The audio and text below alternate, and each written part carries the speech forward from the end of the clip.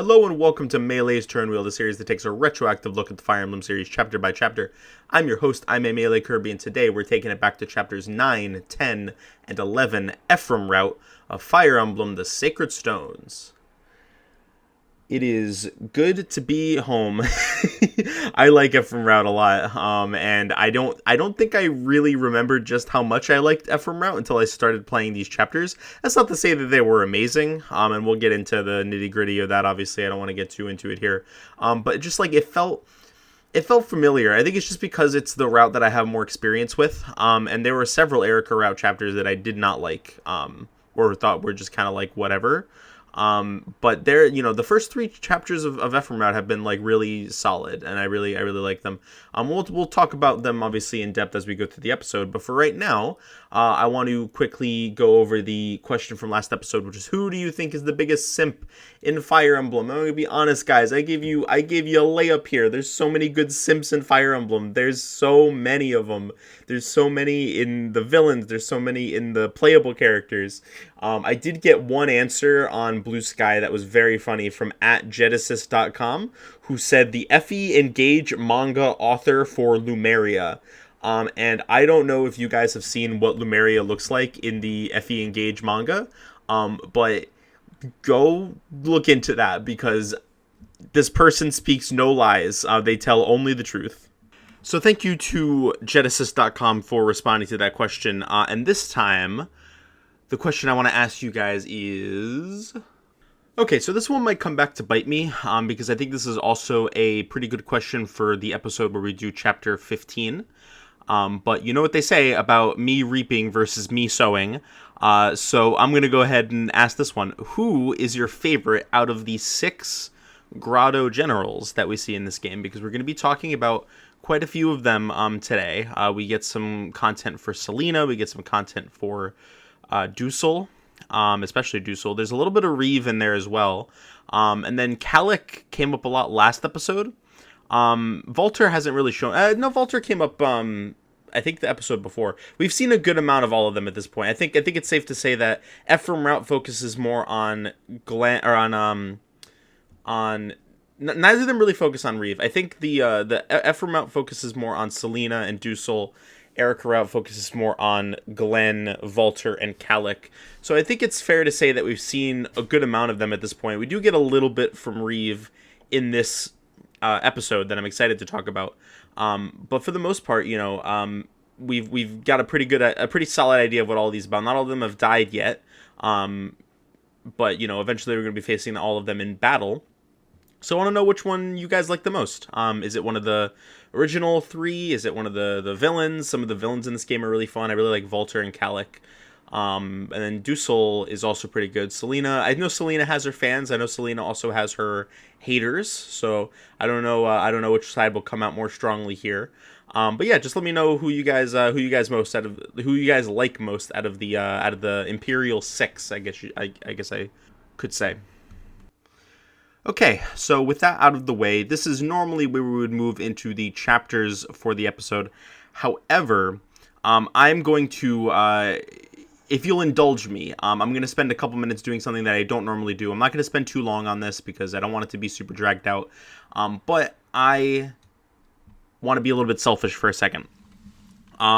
So I've been really happy with the amount of growth that this podcast has seen over the past couple of years. I mean, I've been doing this for 4.5 years now, and it's started, to pick up a little bit of traction. Nothing crazy, but, I'm getting, a decent amount of listens, and I have a decent amount of followers, and people engage on Twitter, and I'm getting emails, and that's awesome, and I'm really excited to see that. And I guess I just want to ask you guys, I want to try to go out of my way to set a little bit of a goal for the podcast here, because it's something that I don't really think about. It's always been sort of I'm just going to keep putting out episodes, and doing what I enjoy, and then if things start to pick up, then that's great, and it'll come when it comes. And I think for the most part, that's fine. I'm not, asking for anything crazy. I think that I would just ask you guys, to spread the word about the show a little bit. If you have anybody who you think might be interested, I don't know if you guys are in any online spaces like Discord or Twitter, or I know several of you guys are on Twitter. But if you are engaged in any sort of like Fire Emblem online spheres, or just have any friends who you think might be interested in listening to the show, spread the word a little bit, because I would really like to see my personal goal that I'm setting is I'm currently at 77 Spotify followers, and I would love to see us get to 100 by the end of the year. I think that's a pretty reasonable goal. And if we don't hit it, then that's not the end of the world. But I just think it would be cool to set that goal for the podcast, and see where it gets us. I don't normally do the whole like you should like and subscribe and tell your friends and all that, because I think it's a little bit self-indulgent. And I've been very firm and very adamant that I don't particularly care if the podcast does well, which is still true. It's not something that I'm banking on or anything like that. But I just think it would be cool. It would make me feel a little bit more. I don't know. It'd make me feel good if I'm allowed to be a little bit selfish for a second. It would make me feel good if more people listen to the show. So yeah, if you have anybody who you think might be interested, either in real life or in online spheres, spread the word, and we'll see if we can hit that 100 follower goal by the end of the year. The website that I use only shows me metrics for Spotify. I don't know how to access metrics on like other platforms. I know that I can see like what percentage of my audience comes from Spotify versus what other what percentage comes from other platforms. I can see that 63.1% apparently comes from Spotify, with the second highest being Apple Podcasts at 15.8, and then a couple others a little bit lower down. Now, this website that I use is run by Spotify, owned by Spotify, so I don't know if those analytics are 100% reliable, but it seems fairly realistic. Anyway, thank you for indulging me. I hope that didn't sour anybody. I'm not normally, like I said, I don't normally talk about that sort of thing. But I just think it would be cool. All right, so let's go ahead and get into our chapters for the episode, starting with Chapter 9, Ephraim, which is called Fort Rigwald.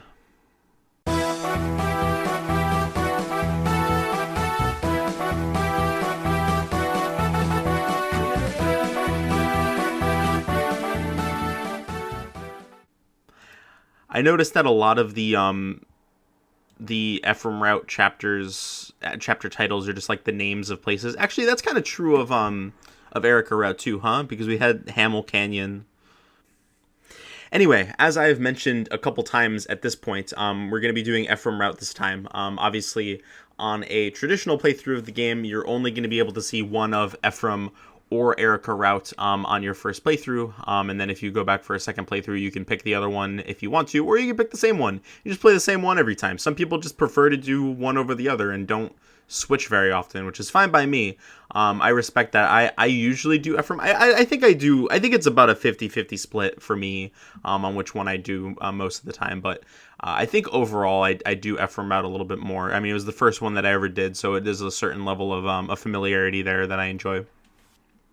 So this time around, like in Erica route, we have a scene between the main lord, in this case Ephraim, who is going to be our main lord for the rest of the game, not just for Ephraim route, but when the routes reconvene, as I've mentioned previously, whoever you pick here is going to be your main lord for the remainder of the game.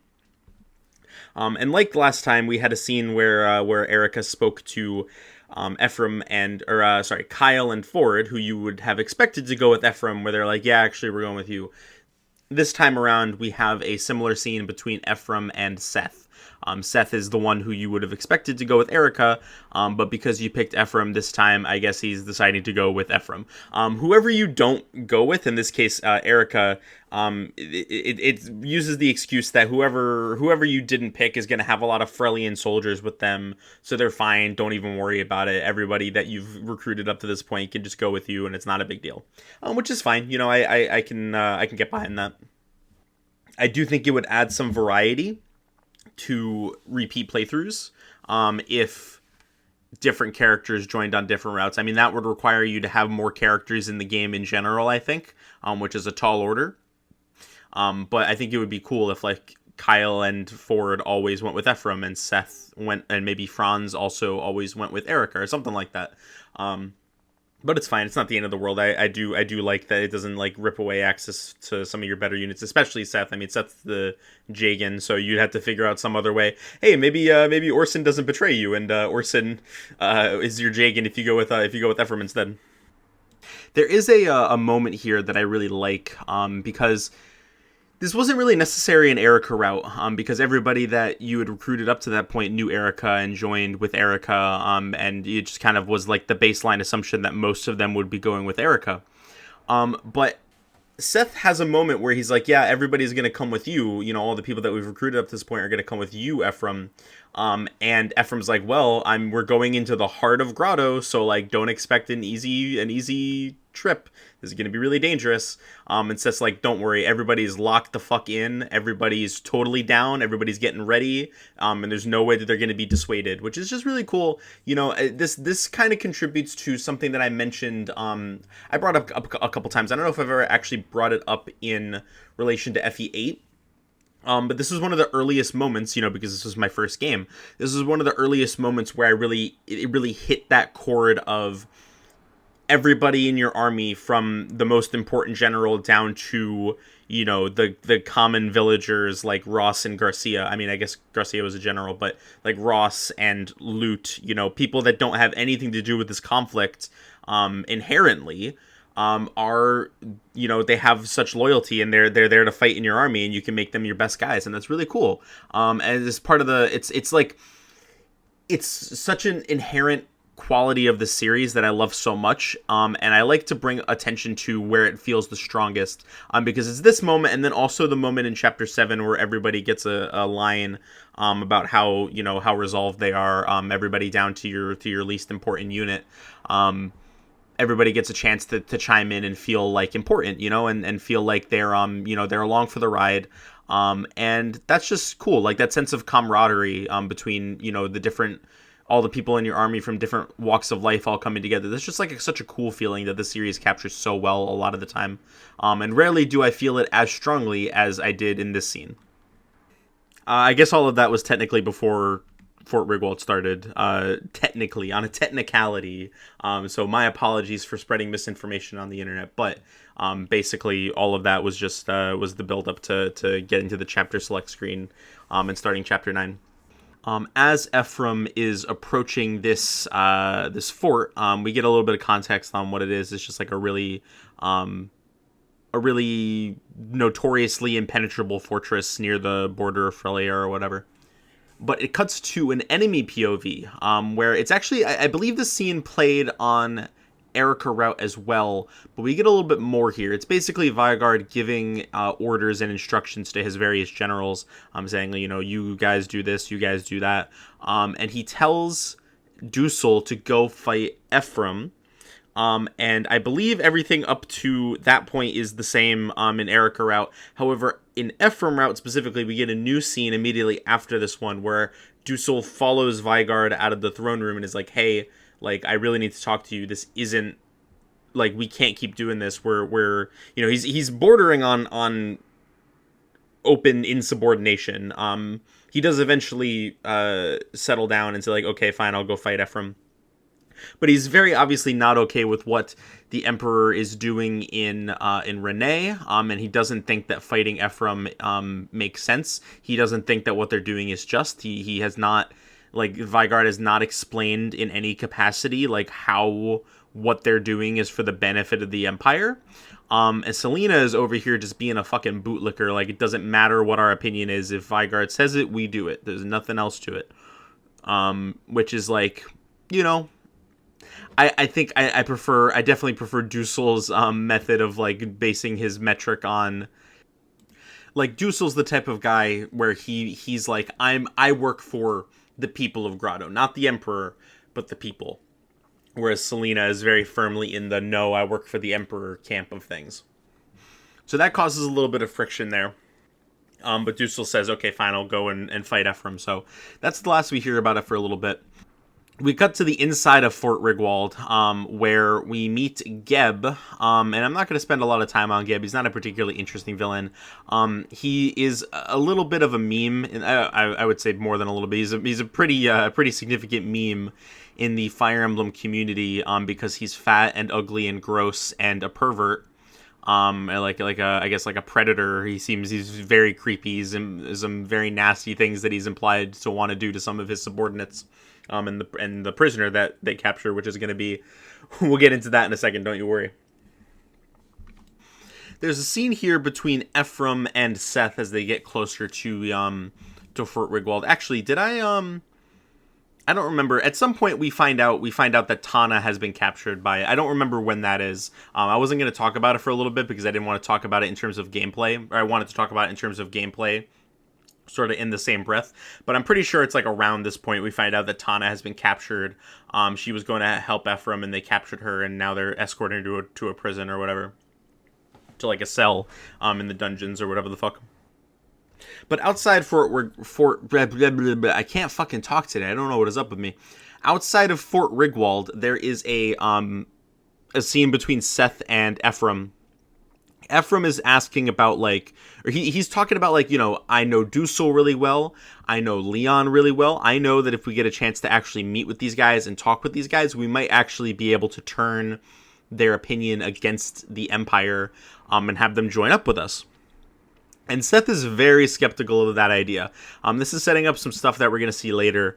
But Seth is like, you do not put too much stock in these people. They are men of the Empire, and I don't want you to bank your hopes on them coming to help help us on our side. You may have to fight these guys. This is something that kind of like pops up over the course of a couple of scenes in this chapter, both at the beginning and at the end.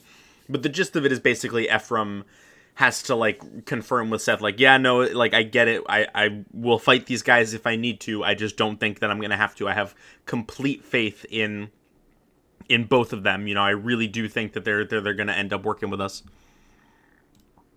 And then we cut back to the inside of Fort Rigwald. I don't know why they didn't keep going back and forth. That just kind of would make more sense to do all the inside stuff first. But I don't know why. Doesn't matter. Amelia is here. If you remember, Amelia was a character that we recruited over on Erica route, and she's here as well. Geb is saying some shit that is fucked up. I think he's saying something about like, oh, we need to, we're gonna send all of these people to die. You guys, it's fine if you guys die, but I can't die. Like, I'm more important than all of you guys, so you go ahead and die, to protect me. It's very like blatantly evil stuff, you know. And Amelia is like, hey, that's not very nice. And Kev is like about ready to fucking kill her, probably. But then, you know, they're like, Ephraim's literally right here. We gotta go now. And Geb's like, fine, go fight, whatever. I don't care.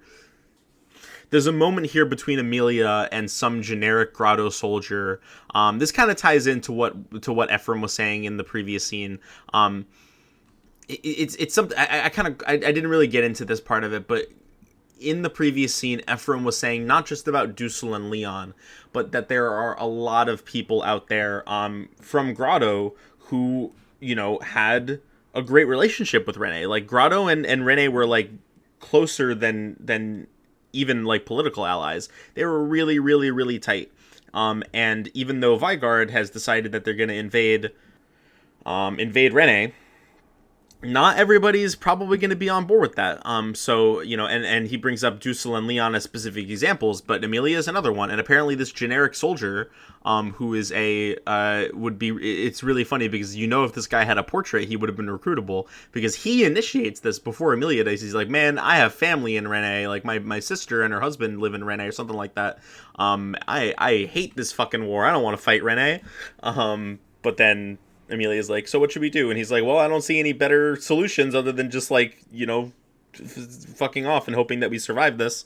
Not fucking off, like fighting and hoping that they survive. They're like, he's like, oh, we're just pawns in the machinations of whatever. I like to think there is another generic soldier at the end of this chapter. I like to think that it's this guy. We don't know for sure, but I like to think that this guy survived the battle. All right, and that's where the gameplay of the chapter begins. Real quick, before we even talk about any of the aspects of this map or any of the units or anything like that, there is a point that I wanted to make. I've actually been meaning to make it for the past couple of episodes. It relates to the music. I actually still think it's relevant to bring up here, because I want to talk about it in relation to the Ephraim route map theme as well. The Ephraim route map theme is called Determination, and it fucking rocks. It's so cool. And the route map, or the map theme for Erica route is called, I believe, like Rise Above or something like that. Hold on, let me check. Yeah, it's called Rise Above, and it's really good, and I like both of those map themes a lot, and what I think is particularly cool about them is how well they each fit their respective routes, because Ephraim's route is obviously a lot more about, you're directly invading Grotto. It's a much more aggressive set of maps where you're on the offensive, and pushing your way into enemy territory. So I think the assertive vibe of Determination fits really well. Rise Above, I think, fits really well as Erica's map theme, because it's very subdued, and it has like this eerie vibe to it, which I think fits better in a route where you're learning more about, you're fighting more monsters, you're learning more about the monsters and like the lore of the world and what happened 800 years ago with the sacred stones and all that stuff. So I think that that's so cool that level of thought went into, I guess it could just be a coincidence, but if it's not, I think it's really cool how that level of thought went into the map themes for both routes. I think that's really cool. So the structure of this map is pretty cool. It's a little bit on the dull side. I would not actually begrudge anybody for not liking this map, because it has a lot of issues on the pacing side of things. But what I really like about this map is that, more so than I think any other map that we've looked at so far, one of the strongest vibes of this in the entire series is how strongly it feels like you are actually invading a fort. Like you're actually you're assaulting the outside and then pushing your way in, and they have they have defenses set up around you. I mean, the other maps go for this vibe. Thracia Chapter 11 comes to mind, and maybe also 11X with its Murder Hollis setup. So it's not like the series never does anything like this, but this is one of the only times where it feels like genuinely convincing that there's an enemy fortified here, and you need to get past their fortifications, get past their formations, and push your way into the fort, which I think is so cool. It's a little bit slow once you hit the end of the outside section, where you need to prepare everybody for your forward assault into the I don't know why, if they're preparing for a siege, I don't know why they have a guy with a door key standing outside the door. But they do. So getting all your units set up and preparing to make that charge into the fort for the first time is pretty cool, but it's also a little bit on the dull side, so I get why people might not like that. And then once you actually get past that initial hallway of enemies, there are reinforcements and stuff, so it doesn't fully slow down. But once you get 3/4 of the way through the map, it starts to get a little bit, it slows down to a little bit of a crawl, which is unfortunate. But overall, I actually think this is a really fun structure to a map, even if the pacing suffers a little bit for it. I think that's worth it for the novelty of having having it genuinely feel like you're penetrating a siege. That's such a cool vibe for a map that the series very rarely goes for and does effectively. Which I just think it's cool that they went for it this time. It feels really awesome. Now, there are 2 recruitable characters here. I say recruitable, but one of them is actually technically playable from the very start of the map. If you remember, I mentioned that Tana was captured by the forces in Fort Rigwald at the beginning of the chapter, and she's shooed off into into one of the cells in the back of the map. There's not a whole lot of reason to go back there other than to rescue her and to get some chests. I do kind of like that that you can split off and have a couple guys go and get those chests, and then you have a few guys stay behind to push forward towards the boss. That's pretty cool. It feels like it's able to capture that feeling of being able to split your army and have some autonomy in where your units go. but by saving it for the end, it still manages to capture that feeling of having your whole army charge forward into one, like in one solidified unit. It manages to maintain that feeling, while still offering you a little bit of choice in how the map plays out towards the end, which is really cool. But Tana is technically playable from the start. Unfortunately, she is locked in this cell and cannot do anything. She has no weapons. She has no way to get out of the cell. She's not in any danger. You don't have to move her or anything, but you do have to wait for someone to go and open the door for her. And I'm going to talk about the story implications of this in a second, because I don't like them.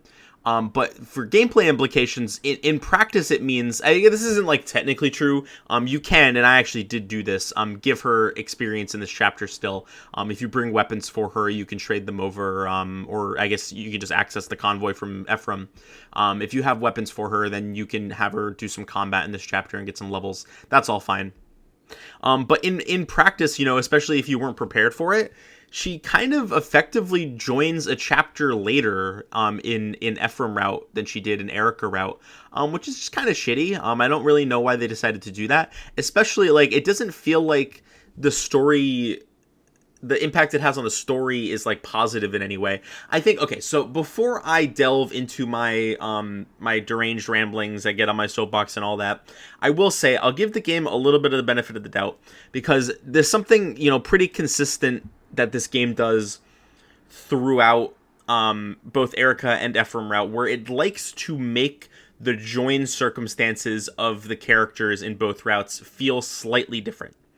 Like, you have characters like Garrick and Tethys, who join later in Ephraim route, and they join under different circumstances, where they just join you at the start of a map instead of needing to be rescued like they are in Erica route.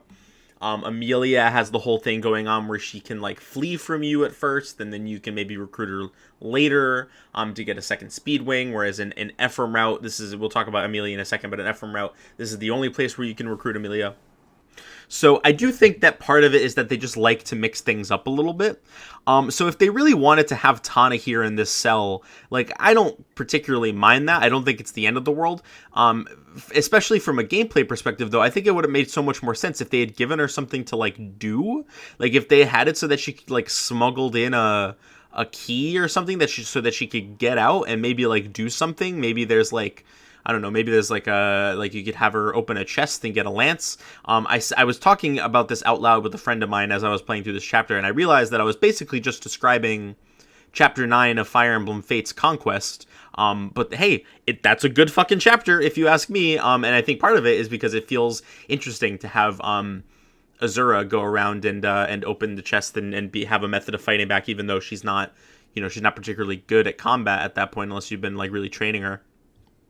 So, I just think that could have been cool. I mean, I'm blatantly ripping off an idea from a later game, but it's a good idea. So I don't know. I think they could have put a little bit more effort into making her join situation feel a little bit more interesting. Or even just, like, have her, if you wanted to make it different from Erica route, have her join, like, partway through the map, instead of having her join right at the beginning like she does in Erica route. Like, I don't know, they could have come up with something. Maybe have her join later. Maybe have her join in the Cormag map, because she's useful in the Cormag map, so it would have been cool to have her force deployed there, so that you wouldn't even have the option to bench her for that chapter. Because I'm pretty sure that's what I did in my first playthrough. I benched Tana for that chapter, so I had to recruit Cormag with Dusel, which is a lot harder. There's a whole lot of ways that they could have made her join situation unique from Erica route without having it be this boring, I guess. And then, I mean, the story implications of this are just so shitty, because you do have an option to have a conversation here between Ephraim and Tana after Tana escapes her cell. And basically, she's like, hey, I wanted to come help you. And Ephraim is like, yeah, and you ended up getting captured and I had to rescue you instead. I mean, he's nice about it. He's not a dick about it. But Tana is like, oh, yeah, I guess that's true. And it's like, man, fuck off. I've come to the conclusion. I was talking a little bit about this in the SSS episode that I actually haven't posted that yet as I'm recording this, but I'm going to put it up soon, probably before this episode by a pretty wide margin. I talk a little bit about this. I don't know. I know that not everybody listens to the support episodes though, so I'm going to repeat it here. I do not like the way that this game has handled its female characters so far. I don't like the way it's handled Erica. I don't like the way it's handled certain characters and supports. And this was kind of the final nail in the coffin, where I was kind of being like a little bit less harsh on it, like, oh, like it's kind of like, I don't love it, but it's like fine. It's not the end of the world. I have come to the conclusion at this point that this game hates women. I'm just gonna say it. That might seem a little harsh to some people, and it definitely is not the Fire Emblem game that I think hates women the most. I think that handily goes to Shadows of Valentia, but we're not there yet. And I think that this is definitely, this is like not an issue that the other games have had very much up to this point. Like, I don't, I don't want to talk about, like, I'm not really the right guy to talk about this. I'm a cishet guy. I don't feel, it's not really my place to be like, oh, I think this game handled its women pretty well. I think that pretty much every game we've seen up to this point has handled its women better than this game. Even like the fucking Kaga games, which are notorious for being like weird about this shit. I feel like four maybe not, but 5 definitely I don't think was this bad. And then 6 and 7, like, I don't think that Lynn is a better protagonist than Erica necessarily. I think that Erica is a more interesting character, but in terms of the way that the game treats her competency and her autonomy, as a character, I think that FE7 fucking clears this game in terms of its female protagonist. I don't know, guys. I'm gonna continue to bring it up as it becomes relevant throughout the game. I'm almost certainly gonna bring it up in the wrap up episode. I don't remember it being like super bad as the game goes on. I don't agree with the big one that everyone points out about Erica at the end of the game. I don't fully agree with that one. I don't think that that's a super bad moment for Erica.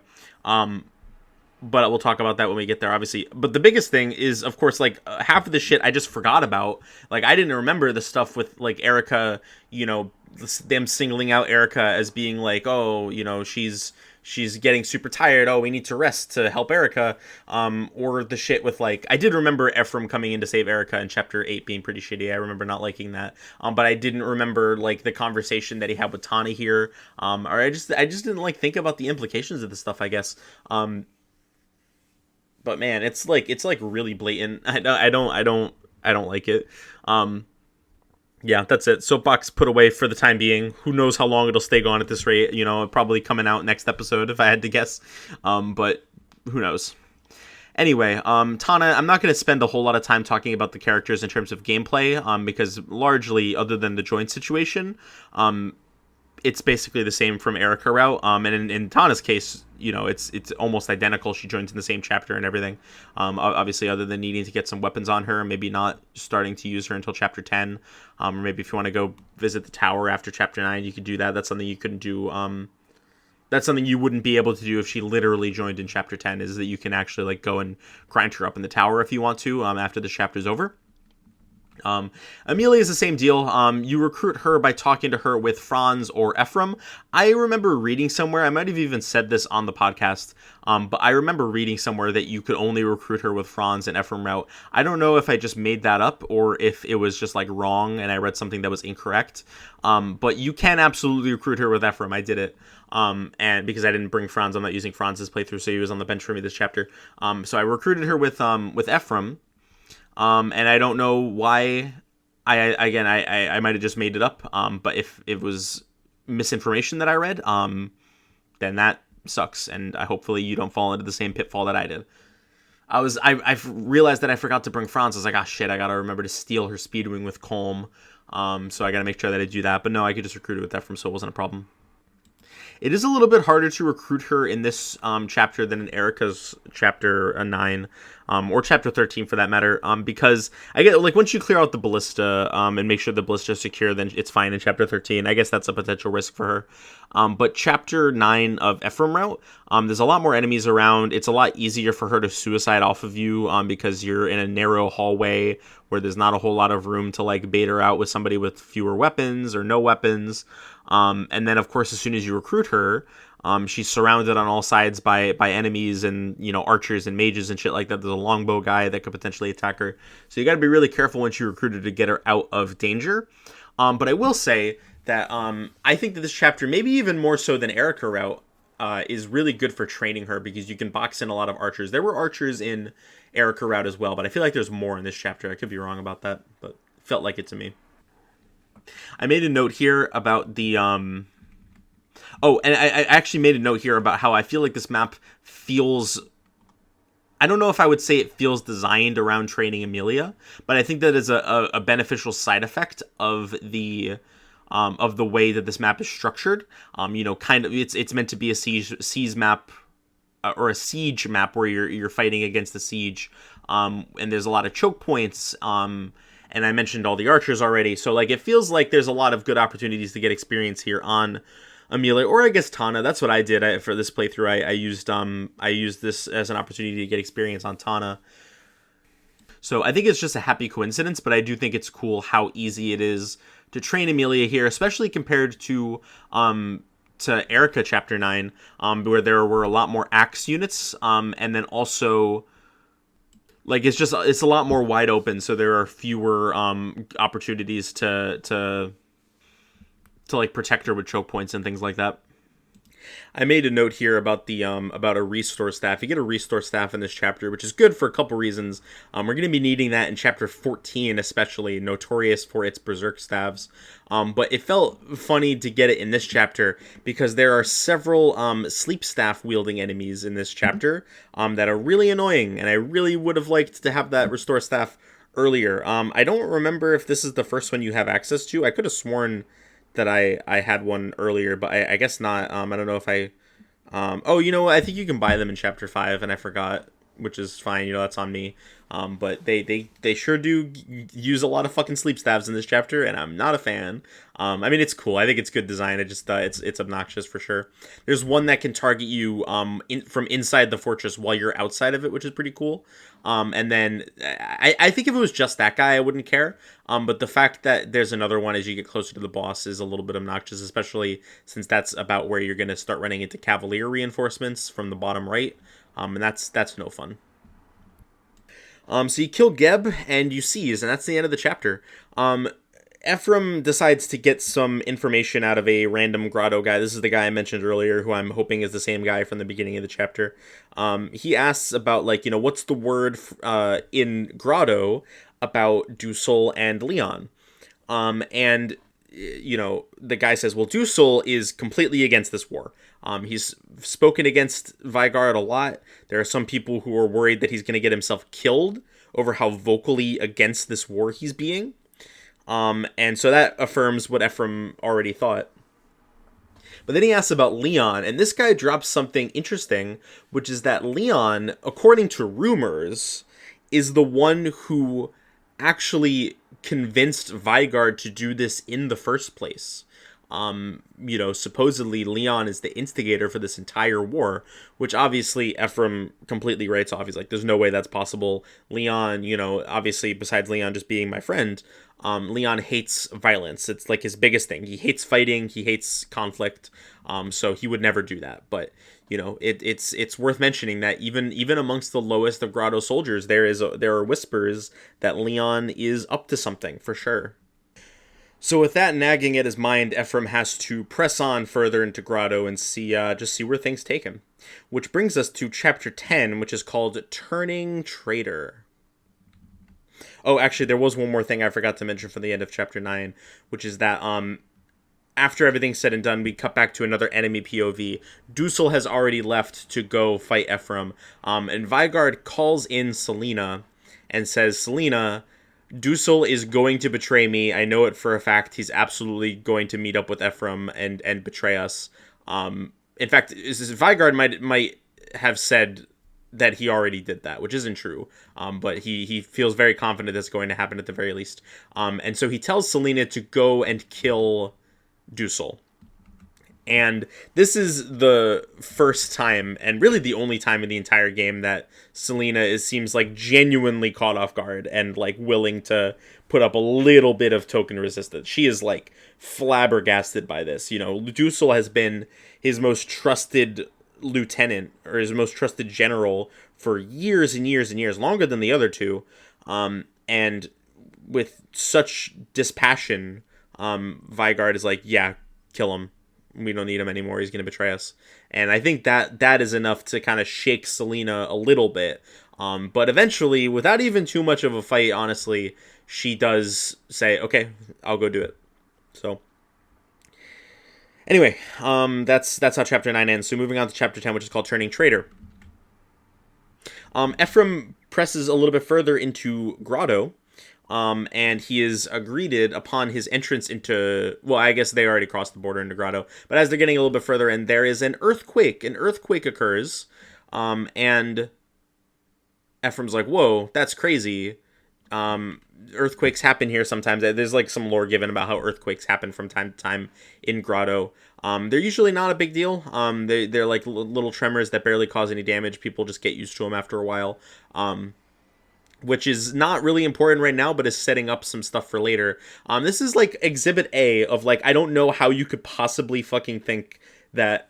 Okay, so I'm sorry to anyone who feels this way. I know that there are some people out there who feel that you can play Erica route and get the full story, and I don't get it. I don't get it. I like some of the information, in fact, most of the information is given to you on both routes. Like some of the information that Ephraim gets in his route is like exposited at Erica once they meet back up. But I don't think the earthquake thing like ever comes up again in Erica route, which is like huge. I could be wrong about that. I'm willing to be wrong about that. It's just like if that's true, that's such a huge part of Leon's motivation that's just not in Erica route. So I really don't get why people would think that you can do Erica route and get a complete picture of the story. I don't get it. It doesn't make any sense to me. But you know, whatever. They move on from the earthquake thing pretty quickly. Selena meets up with Dusel. We're in enemy POV now. We've been switching back and forth a lot this past couple chapters, I feel like.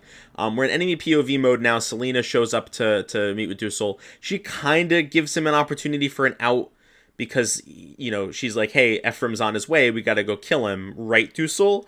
And Dusel's like, well, you know, I want to go talk to him first, so I'm not going to fight him right away. I want to go have a conversation with him before anything else. And Selena takes that to be like, okay, Vigard was right. You're going to betray Grotto. I got to kill you now. So she's cast aside any doubts that she previously had, and is instead is you know going fully on board with the Kill Dusel plan.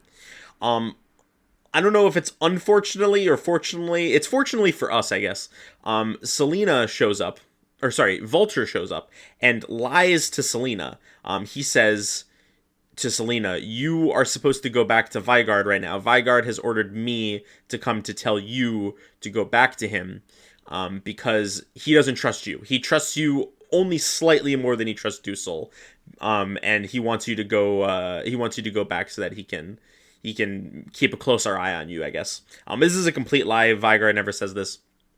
But Vulture does it, I guess, presumably. He says, like, oh, it wouldn't be fun if the war ended too quickly. And I assume what he means by this is that if Selena was there, she would just fucking kill Ephraim, which is probably true. But the fact that Selena goes to... I actually kind of like this because it's not... How do I word this? Like, he tells Selena to fuck off, and he's like, we don't want the war to end too quickly.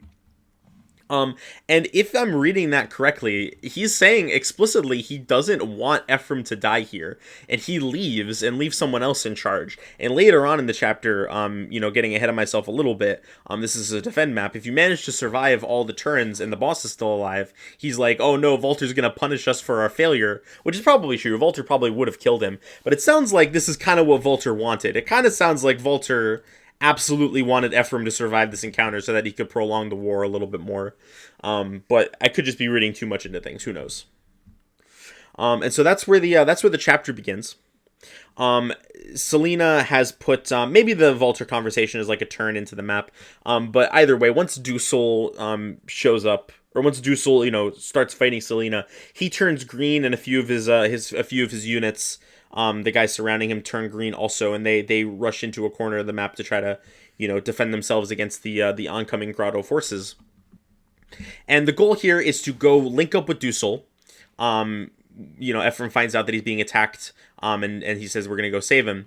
So the goal here is to link up with Dusel and either kill the boss. I don't think this is actually a kill boss map Like, I don't think you can end the map early by killing the boss. I think you have to survive no matter what. But you can go kill the boss, or at the very least, you need to outlast the enemy for enough time. And I really, really, really like this map. I think this is a fantastic map. Because it pushes you to move fast. I mean, that's really what it is. And with something more interesting to me than villages, because chapter 9 of Erica Route felt similarly, right? Where it had the villages that you had to be moving pretty fast to get. But a couple of things about that were, I mean, it's just like it's a lot less interesting to get a house than it is to get a recruitable character. You know, you get like story content. You get an exciting new unit to play around with. If you don't bring Tana to this map, then you need to stave off Cormag to go get Dusel, to have Dusel recruit Cormag, and that's really interesting. I might want to start doing that from now on, like on subsequent playthroughs of this game. I might start not recruiting Cormag with Tana, because I feel like recruiting him with Dusel is more fun, but who knows? We'll see how I feel about that on subsequent playthroughs. Maybe I'll change my mind. All 3 of Dusel's green units need to survive if you want to get a Night Crest, which is a pretty good promotion item. We got one, actually, I believe, in Chapter 9. We also get a Hero Crest by visiting a village. So we get a good amount of promotion items. We got a Ocean Seal last chapter, so we're getting a whole bunch of promotion items now to promote a lot of our guys. So this would be helpful if you're using Gilliam or Amelia in any capacity, or if you're using a second Cavalier, whether that's Amelia or one of the other ones. I'm only using Ford. This time around, I actually made Ford a Great Knight instead of a Paladin, because I figured I was most likely going to continue from Ephraim route anyway, and that hasn't, my stance on that hasn't changed. I've been getting pretty good level ups. The only way I was going to keep going from Erica route is if my characters got dog shit level ups, but they've been getting pretty good level ups, better level ups even maybe than the people on Erica route. So I made him a Great Knight, and I think that that's going to be more fun. I like Great Knights in this game a fair bit, and with axes, Ford has a little bit more offense to speak of, so he's less complete dead weight, if you ask me. They're still not particularly great.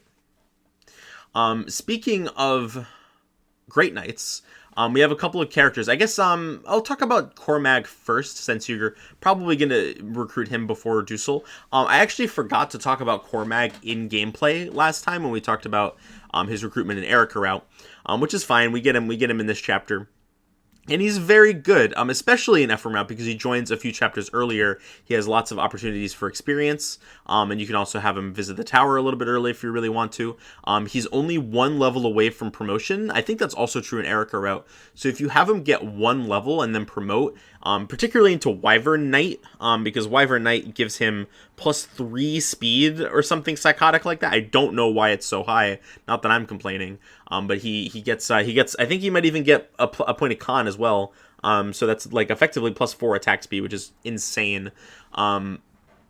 He's not like super fast. He could benefit from a speed wing, especially if you're not going to promote him immediately.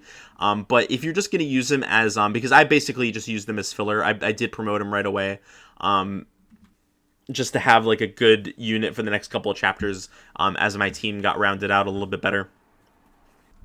And he's pretty good. And then if you want to invest in him as a long-term unit, it's very easy to do so. The only difference really is I don't think you need to give him the speed wing for him to be like a competent long-term unit. I think just 1 level and the promotion will probably be enough to carry him through the mid game, and then as he starts to get levels from killing more promoted enemies and things like that, he's going to start to catch up with you guys pretty quickly. He has decent growth rates.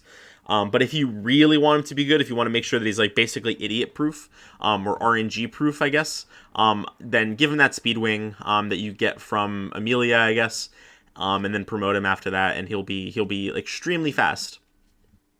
Of course, he's a Wyvern, so like offensively he's pretty good. He has pretty good bulk. Not very good res, but res isn't something that you super need to worry about in most of the time. So yeah, I'd say he's one of the better.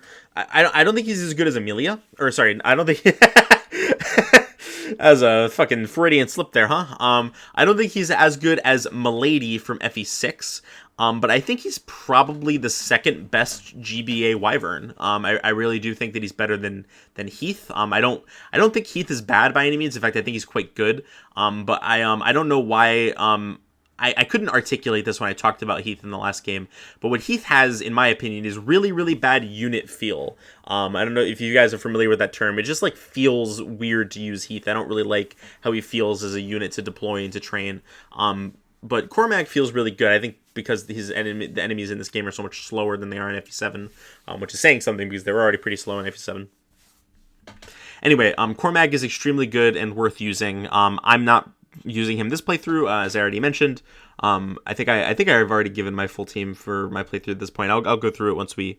I said who I'm giving the Johanna legendary weapons to. I'm going to do that for all of the for the legendary weapons that we get. And we'll see. That'll tell you guys who my full team is by the end of the playthrough anyway, or most of it at any rate. Okay, you can, I kind of danced around this. You can recruit Cormag with Tana. You can go and he'll fly and attack you on like turn 4, I think. He's sitting here like, I don't know if I should fight against Dusel. Like, I really like Dusel. I don't want to fight against him. But eventually he steals himself and he says, okay, I'm gonna go fight Frelia at the very least, and I'll figure out Dusel later. You can recruit, I almost said Glenn. You can recruit Cormag with Tana, and then his guys are there, and they're like pretty strong, and they also like kill Tana pretty easily. So I wouldn't recommend doing this if you don't have a way to help Tana out a little bit, because Cormag does not one round these guys unless he procs a crit on the Killer Lance, which is possible, but not like something you should bank on. And then if both of them survive, they gang up for a kill on Tana. So I would recommend against recruiting him willy-nilly. You have to be like a little bit conscious about how you do it, but it should probably be fine. You could probably like rescue her with Cormag, I guess, and get her out of harm's way pretty easily. A little bit later into the chapter, you can recruit Dusel. Like once you get there, down to the bottom left corner where Dusel is chilling as a green unit, you can recruit him with Ephraim, and Dusel is really, really, really good. He's extremely good. I really like this dichotomy that Ephraim and Erica Route have, where both of them give you a super cracked pre-promote. One of them is Dusel, obviously for Ephraim Route, and then one of them is Sala and Erica Route. Inez is like fine, but not very good. In my opinion, he's like decent. But Sala is quite good, and then Dusel is quite good on Ephraim Route. I actually like Dusel a little bit more. I think they both have their own advantages and disadvantages. I think Sala is probably better in the long term because he can warp, and he has like good staff utility and things like that, things that are going to matter a fair bit as you get through the game. But Dusel has like incredibly good mid-game, like incredibly good stats for the mid-game. His bulk is insane. He has 17 defense at base and pretty good HP. So he's going to be taking like no damage from physical enemies for a while. And you know, even when he does, they're gonna be hitting like his pretty high HP stat.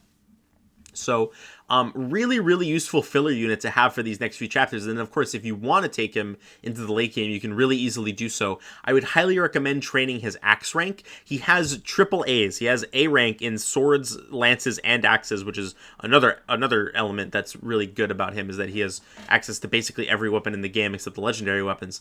I would highly recommend training his axe rank so that he could use Garm eventually if you're going to use him in the long term, because Garm gives him +5 speed, which is huge, especially like in the game with so many slow enemies. +5 speed doubles like a huge chunk of enemies from his base. He doubles some enemies at base already, which he's not very fast, but the enemies in this game are just so slow, like soldiers and zombies and things like that. Some of the like middle of the road monsters he doesn't double, but he would with Garm, and Garm is super effective, so I don't know. He's cool. I really like using Dusel. And he's a fun character too. I can't wait to get to his SSS episode. You can also recruit Cormag with Dusel, which is what I opted to do my first time. Just because I didn't know you could do it with Tana. It doesn't really make sense why you'd be able to do it with Tana. You can't do it with Tana in Erica Route. Admittedly, the circumstances are different there. He wants to kill Erica because of what he thinks she did to Glenn. So like that makes sense at least. But like there's nothing implying that you can recruit him with Tana. I don't really know why you would just be expected to assume that is a thing. You know, if Tana joined in this map and was a force deploy like she is in chapter 9 of Erica Route, then it would be like somewhat reasonable, because then you'd be guaranteed to always bring her to the map, so there's a higher chance that you would just figure this out by accident. But I also think that recruiting a Medusa is cool. I have to go back and check their recruitment conversation. I remember liking it a fair bit. Let me go read that real quick. Yeah, I think Dusel's recruitment conversation with Cormac is really good. I'm not going to read it out loud or anything, but you should go look that up. It's pretty cool. So yeah, you survive to the end of the chapter. There's some unique enemies in this map, specifically the boats. They work basically like ballista, but they're a little bit better than ballista for the enemy at least, because you can't easily just walk up to them and kill them. The only enemies, or the only units that you can reach them with are flyers, who are going to receive super effective damage from their ballista bolts. And this is like fine, the ballistas don't do that much damage for the most part. The one on the bottom is just kind of like, one on the bottom is like barely going to be in range of your guys most of the time anyway.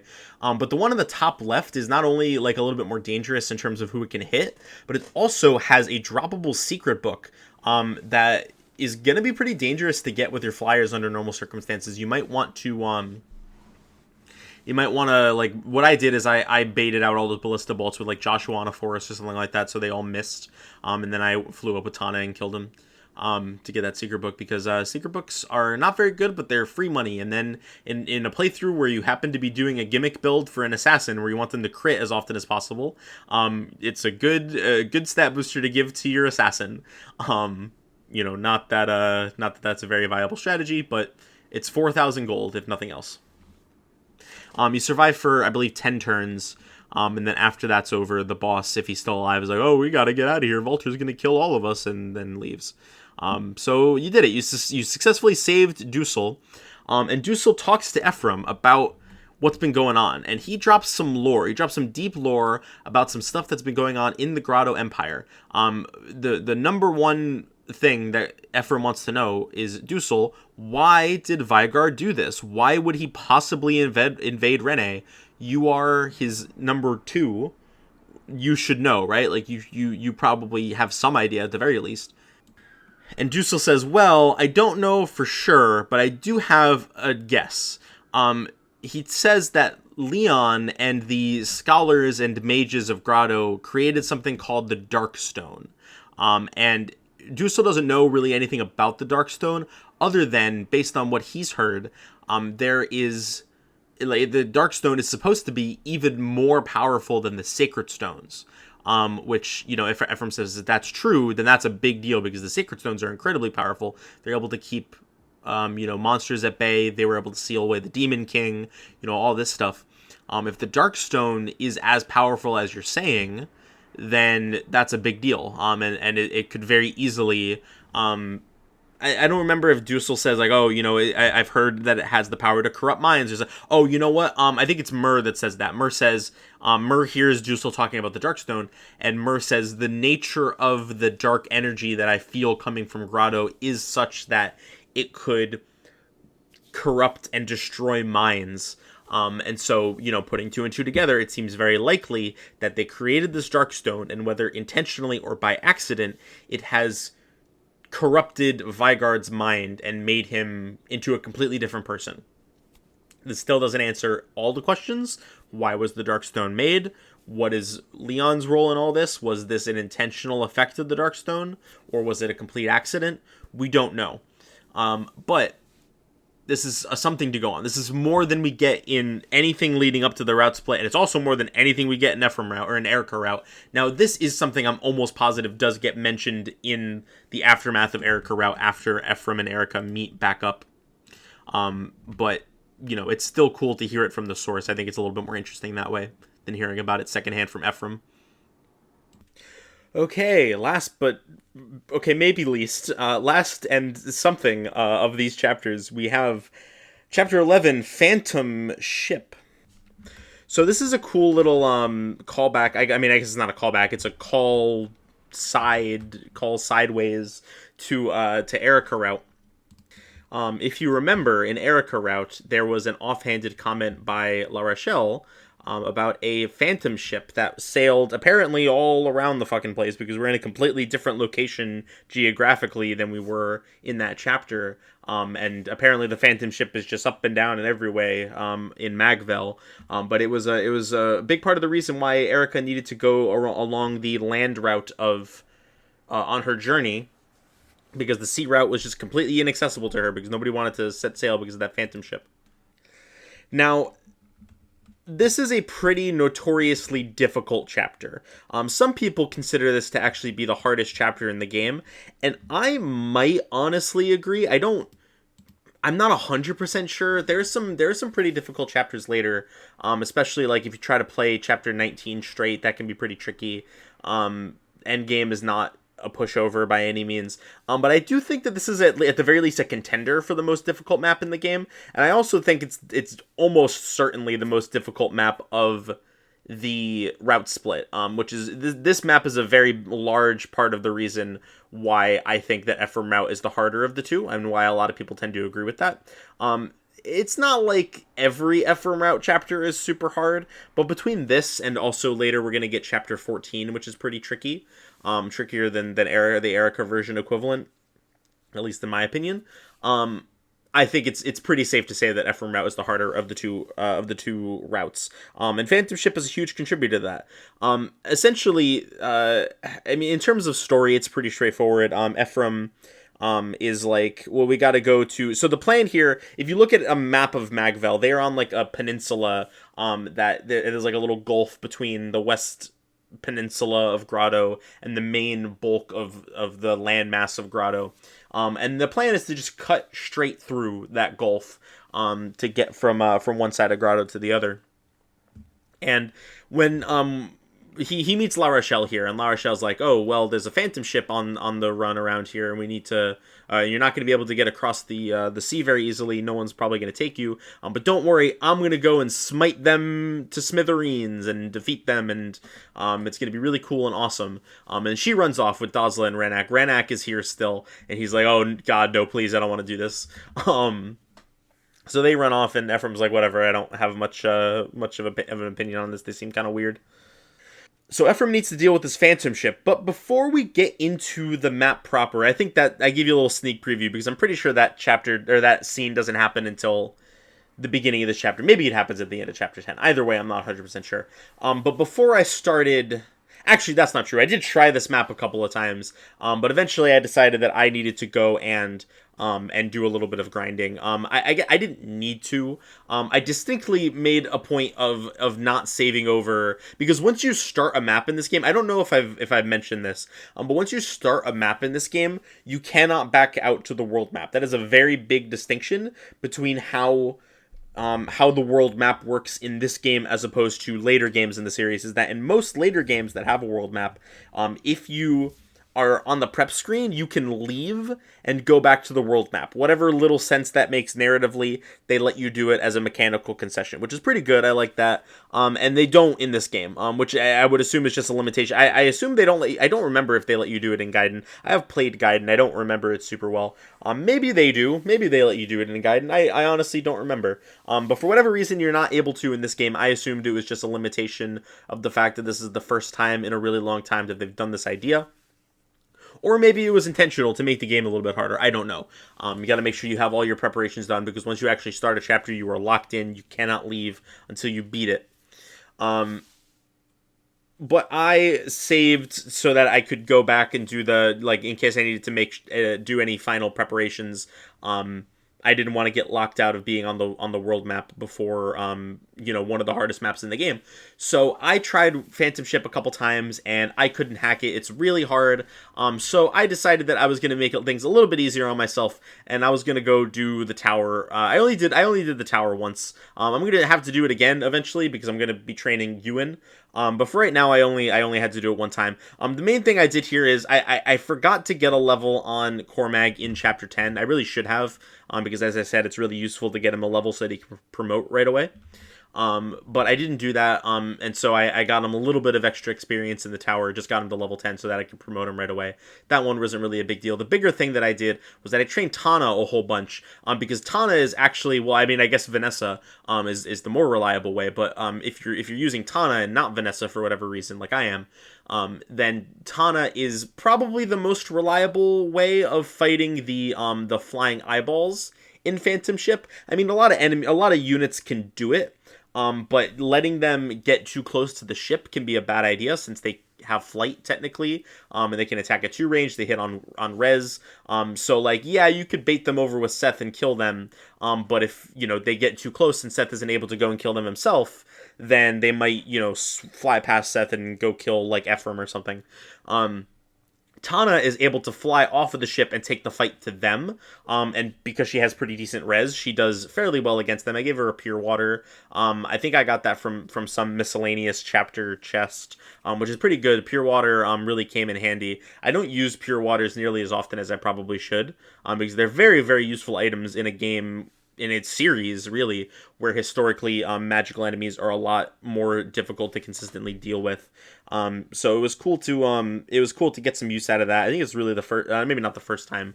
Certainly I used them a bunch in Thracia, but I don't usually use Pure Waters that often. So it was nice to get some use out of them here. Cormag, of course, can also do it, but Cormag has really bad res, unlike Tana, who has like pretty decent already, and then if you give her a Pure Water, she just like doesn't take any damage for a couple turns against these guys. Pure Water, I don't know, I think I must have mentioned it probably came up in Thracia if nothing else, but just as a reminder, I guess Pure Waters increase your resistance by 7 points temporarily, and then it goes down by 1 every turn. So the turn after you use it, it'll be a plus 6 and etc. down until you're back at your baseline. So it gets progressively less effective over the next few turns. But for what you're getting out of it, a really big spike to your res when enemies are already doing not that much damage to you can be really, really effective. Now, what Tana absolutely cannot deal with are these fucking gargoyles. I almost said gorgons. We're not there yet. But gargoyles. I guess we're basically just talking about the map now. I feel like I've been very scatterbrained. It's because I've been doing things in a little bit of a weird order. Like I started the map, I tried it a few times, and then I left and went to go grind for like 10 minutes. Then I came back and started doing the map again. So I guess we're just talking about the map now. Nothing really happened in the grinding session except I got some good levels on Tana. Cormag promoted, and I actually I got something that's pretty rare. Some of the enemies in the tower and in skirmish battles can drop items. Most of the time it's like nothing special. You get like a iron lance or a fucking I don't know, like some gold or something like that. It's nothing crazy.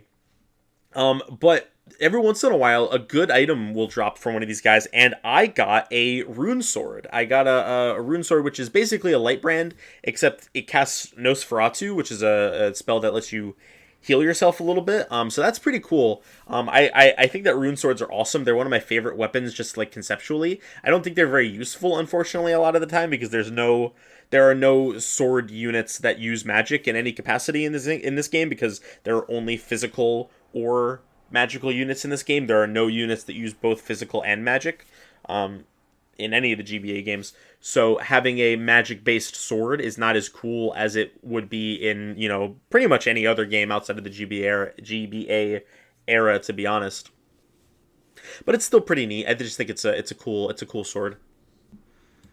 So once you actually get into the map, what is it that you're actually dealing with here? Well, it is a boat map, which are pretty cool. I historically like boat maps.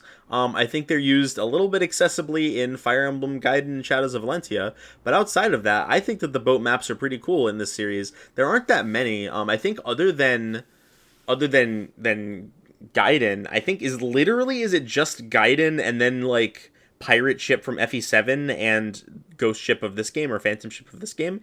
It might be. Though these might be the only boat maps that we've seen up to this point, but there are some in later games, and generally I think they're cool. I don't know, there's something about them. I think maybe it's like the different aesthetic certainly helps, and I think the fact that like you have a good mix of like open areas, where the deck is a little bit more spacious, but then also there's usually choke points with like gangplanks, and places where like the rigging blocks parts of the ship, so you can make choke points a little bit more easily. I like the way, especially in Pirate Ship and FE7, if you remember, Pirate Ship was actually my favorite map of FE7, and I think part of that is because there's like some Pegasus Knights that aren't threatening, like stat-wise, they're not very strong, but because they have such maneuverability in a map where there's a lot of like tight spaces and not a whole lot of room for people to maneuver around in. It made them a uniquely interesting threat in that map, even though their stats weren't really up to par with a lot of the enemies that you were facing. This map has a very similar idea, because it's a boat map, and it has a lot of flying enemies. There are the eyeballs that I was talking about, and then I did also mention the gargoyles. The problem is, there's two problems. First of all, is that this is a Fog of War map, and those are just always bad. I almost always. I did mention that there were a couple. I like the one in this game. I like Chapter 6. There's a couple that are decent. There are actually some in later games. There's one specific one in the later game that I'm thinking of that I actually think is really good. And one of the better maps in that game. But it's not because of the Fog of War. It's because it's for a whole bunch of reasons we'll get into another time. Obviously, it's way further down the line. But generally speaking, I've made no secret of this. Fog of War is bad. I don't like it. I think it's shit. I think it makes every map that it's in worse. An already bad map is made worse by Fog of War. A decent map is made bad by Fog of War, and a good map is made, decent to bad by Fog of War. It's not great. There are a couple of exceptions, but very few. And this is not one of them. I do not think that this map benefited from being Fog of War, especially considering that if you're gonna make the gimmick of this map that there are like choke points that you can take advantage of, but also there's flying enemies that you need to be careful of because they can circumvent your choke points. Like, that's cool. I like that concept, and it's used to good effect in this chapter, as well as several other chapters, both in this game and outside of it. But if you're going to do that, you can't also have Fog of War, because how am I supposed to prepare for the flying enemies that are going to circumvent my choke points if I can't fucking see them? Like, it's just... I don't want to sound like a broken record. You're gonna Fog of War just sucks, and people agree that it sucks for the most part. I don't see people defend Fog of War very often. So I don't think that this is something that I need to defend. It sucks. I just don't like it. The other issue that I have with this map is that, as much as I like the concept, I do think that it's maybe a little bit excessive, because they throw a lot of flying enemies at you in this chapter. There are so many eyeballs and so many gargoyles. There's also a promoted death goyle, who I would argue are some of the most threatening enemy types in the game. I think I mentioned this before.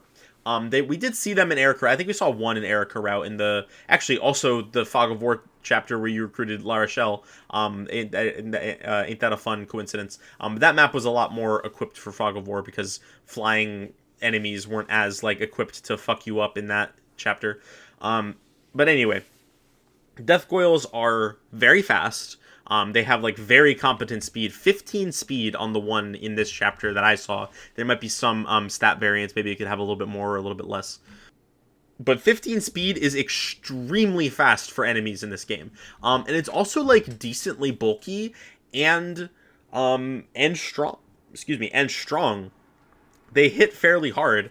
So yeah, it's extremely threatening, and the fact that it can fly and circumvent your defenses, it's almost guaranteed to fuck you up pretty bad if you don't know it's coming. If you do, I remember this fucking death goyle. This is one of those enemies, if you played the series for a while, you know what I'm talking about. If you've played, especially the same game multiple times, then there's usually a couple of chapters where there will be certain enemies, or maybe even just one specific enemy, where they've caused a lot of resets, or caused a lot of stressful moments, or near resets.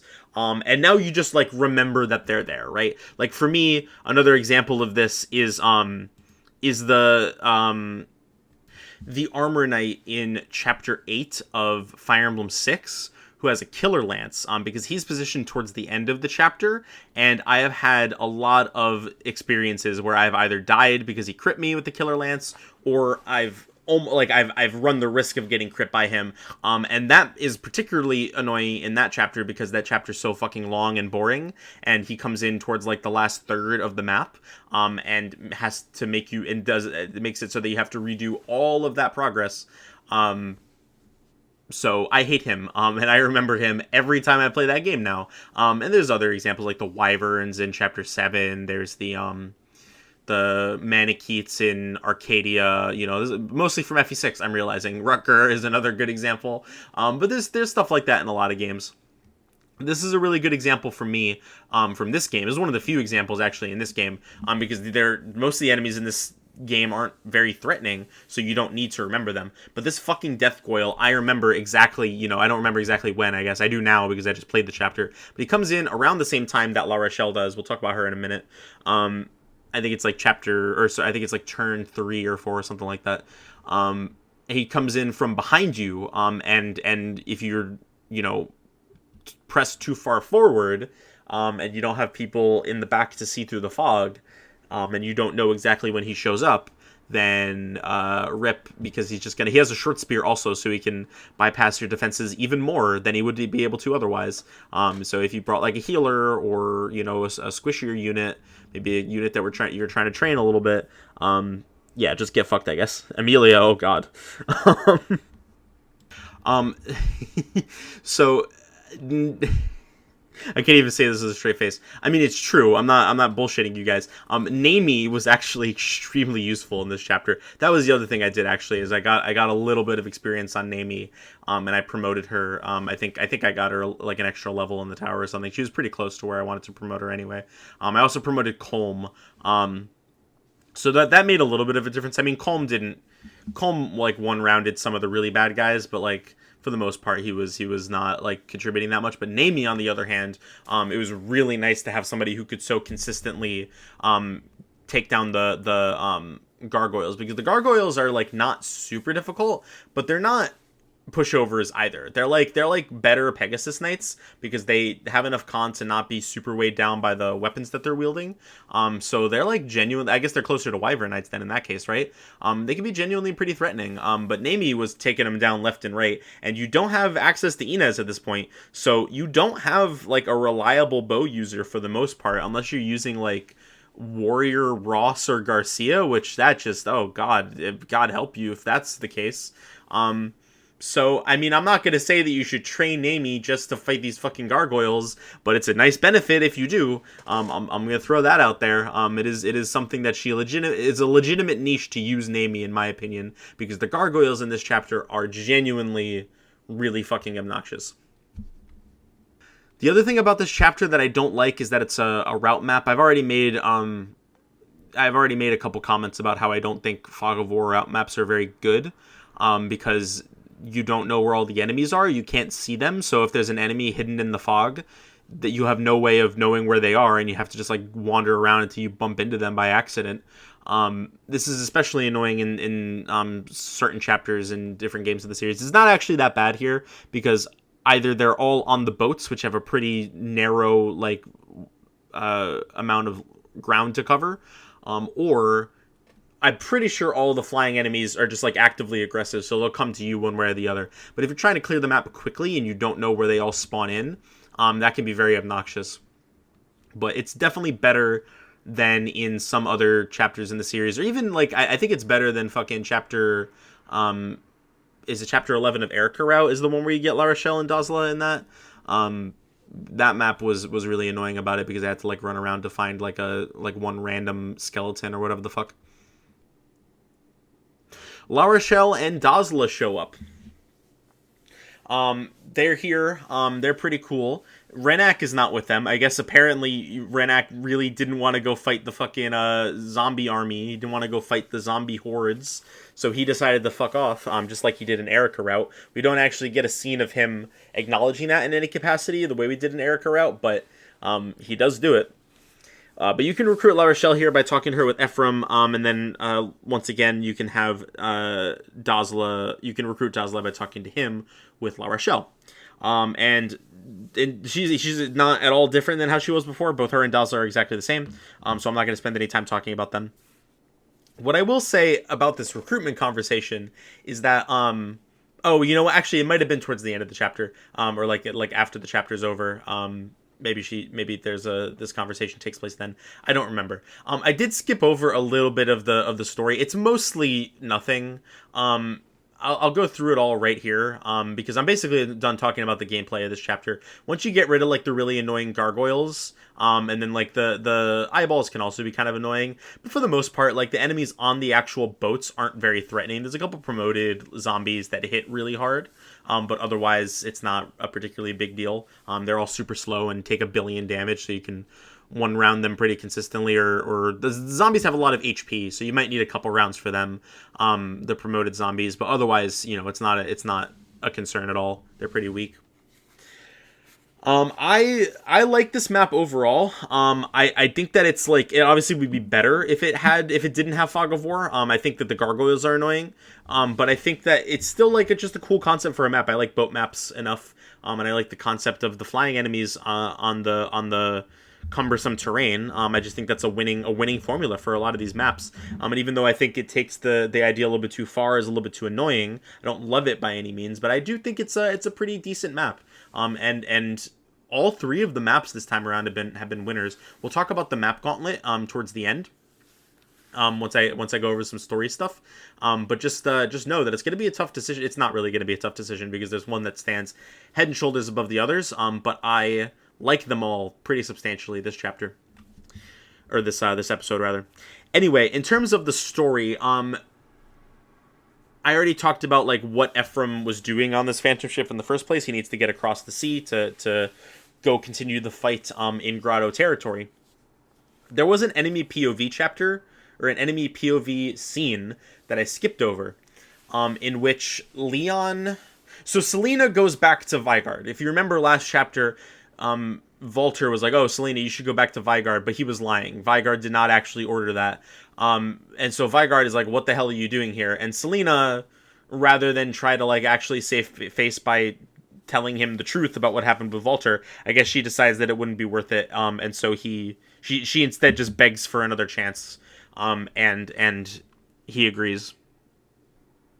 And the only thing we really get from this scene is that Leon... this is the first time we're seeing Leon speak in Ephraim Route, I think. Leon asks Selena to go get a rare gemstone called a Dragonstone. I think the Dragonstone has come up a couple times. Murs mentioned it, that she doesn't have one. But obviously, if you know shit from the previous games, you know that this Dragonstone is how Manicheets transform into dragons. So that's getting flagged up here as potentially being something that we can get, so that Mur can transform and fight alongside us, which is pretty cool. But for right now, all we know about it is that Leon wants it. I guess it's important for his research. And it's important to mention that Leon is the one making this request. He doesn't do it through Vigard. I mean, Vigard has to like confirm it, like, hey, yeah, do what he says. But Leon is the one who's actively voicing this desire here, which is interesting given what we know about their dynamic later. Leon and Vigard's dynamic, that is, not Leon and Selena. But it's pretty neat. I think it's not particularly interesting, but it's going to be important for setting up some stuff later. The other thing that I skipped over, and this was, I'm a little bit disappointed in myself that I skipped over this, because I was talking earlier about how I was excited to get to this. There is some stuff with Reeve in this chapter, and it's not a lot. It's not very much at all, but it is a little bit more than I thought we got about Reeve until later. So Reeve is actually on the boat. He doesn't fight you. He teleports away basically as soon as the map starts. So we don't actually get to see or fight Reeve. But what we find out as the audience, like, Ephraim has no idea that he's there. He doesn't see him, nothing like that. So Ephraim and company do not find this out. But what we as an audience find out from Reeve's presence here, and in fact he actually says it explicitly, is that Reeve is down for this monster shit. Not just as a way for Grotto to, like, get shit. In fact, this is the first indication that we're getting at all on either route that Grotto and the monsters are working in conjunction. We get a little bit more about that next chapter. I remember that explicitly. But for now, we didn't get it all in Erica route. We didn't get it at all pre-route split. This is the first time we're seeing, like, oh, there are people in Grotto who know about the monsters and who are possibly actively directing them towards fighting Rene and everybody else. And what Reeve specifically says here is that he wants the revival of the Demon King. He is in on the whole thing. We do eventually find this out even on Erica route, because after everybody else is gone, Reeve is the last of these generals standing, and I guess other than Dusel, and he is still around in like when Grotto is long out of the picture at this point. It's just all monster shit, all Demon King shit. And Reeve is here, and he's here for it. We don't know anything about this guy. We don't know why he wants the Demon King to come back.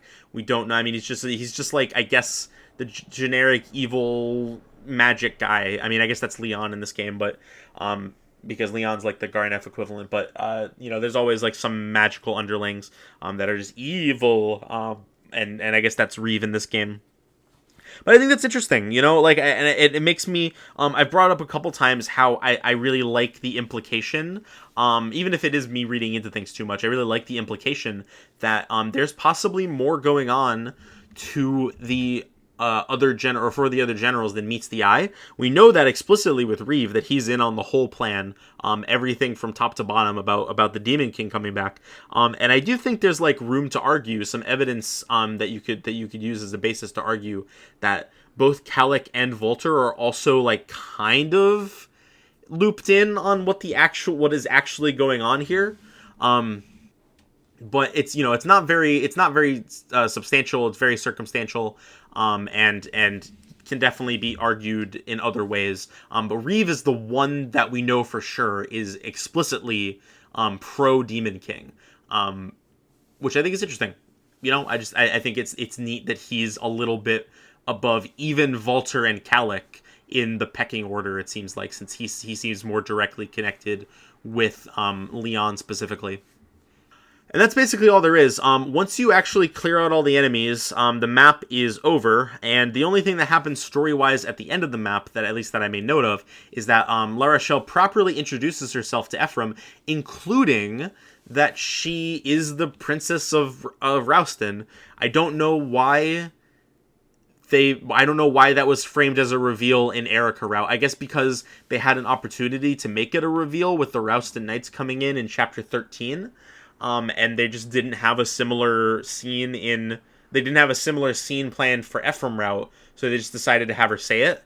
But it seems a little silly to me that she would be cagey about it in one route and then just immediately come out with it in the other. I don't fully get that, but it's fine. Whatever. La Rochelle is awesome. I'm not going to complain about Best Girl being back. I'm very excited to get to her support episode. Because I mean, even if all of her supports are garbage, I don't remember a ton of her supports, but I remember liking the ones that I can remember, and then even the ones that are like, even if they were all terrible, just like her main story dialogue is enough to carry her for me. Yeah, that's how I feel. I really like La Rochelle. I'm using her, so we'll see how that goes. And that's it for this this set of chapters. And I want to apologize. I've been a little bit all over the place today. I've been really wanting to make sure that I get this recorded over the weekend so that I can get it out relatively quickly, because I know it'll be like a whole weekend before I get around to recording the shit again. But I'm also very tired today, and I think that probably came through in the recording. So I apologize if I seem a little bit all over the place, if I seem a little bit low energy. But I wanted to make sure that I got this in so that I didn't keep you guys waiting for too long, because we're so close, guys. We're getting there. We only have 3 main episodes of FE8 left, and then the wrap-up after this. So 4, I guess, if you count the wrap-up episode. We still have a couple support episodes left, but like, that's crazy. This game is like so short, and I was counting up the chapters in terms of the stuff that we're going over for the podcast. Because I'm including the Tower of Volney and the Lagdal Ruins as distinct chapters in this game, technically FE9 is even shorter.